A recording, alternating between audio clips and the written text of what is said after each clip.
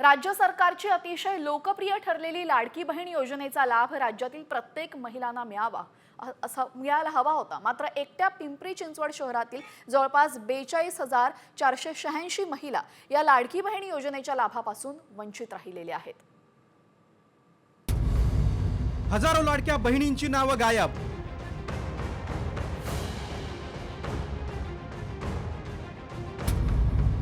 पिंपरीत हजारो महिलांचे अर्ज नामंजूर।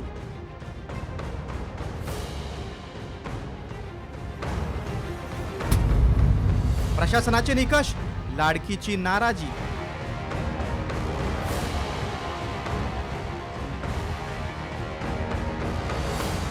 महायुतीच्या अभूतपूर्व विजयामध्ये लाडक्या बहिणींचा मोठा वाटा आहे। मध्य प्रदेशच्या धर्तीवर सुरू केलेली ही योजना गेम चेंजर ठरली।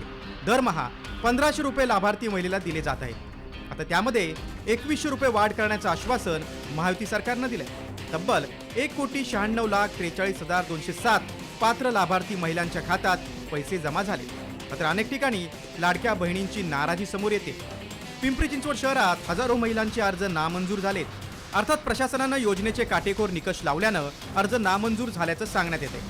त्यामुळे राज्यात नव्यानं स्थापन झालेलं महायुती सरकार पिंपरी चिंचवड शहरातील आपल्या लाडक्या बहिणींना योजनेचा लाभ मिळवून देणार का हे पाहणं आता महत्त्वाचं असणार आहे।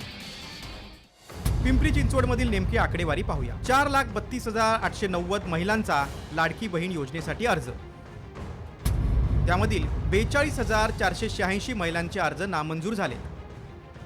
अपुरी कागदपत्र, मर्यादेपेक्षा जास्त उत्पन्न, एकाच कुटुंबातील 2 पेक्षा जास्त महिलांचा अर्ज, यामुळे हे अर्ज नामंजूर झाले।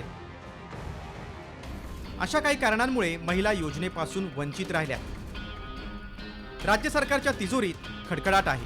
मात्र तरी सरकार ही मोठा आर्थिक डोलारा असलेली योजना राबवण्यासाठी प्रयत्नशील आहे। पिंपरी सारख्याच अनेक ठिकाणी अर्ज नामंजूर झालेत। त्यामुळे नव्या निकषांमुळे राज्यभरातून अजून किती लाडक्या बहिणींची नावं गायब होणार याबाबत उत्सुकता लागली। पिंपरी चिंचवड शहरातील जवळपास 42,000 ज्या महिला आहेत, लाडक्या बहिणी आहेत, त्या या योजनेच्या लाभापासून वंचित राहिलेल्या आहेत। आता राज्यात पुन्हा एकदा महायुतीचं सरकार आलेलं आहे।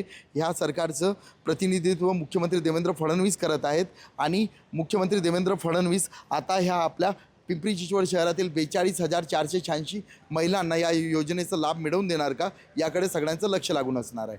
गोपाल मोटघरे, साम टीव्ही न्यूज, पिंपरी चिंचवड।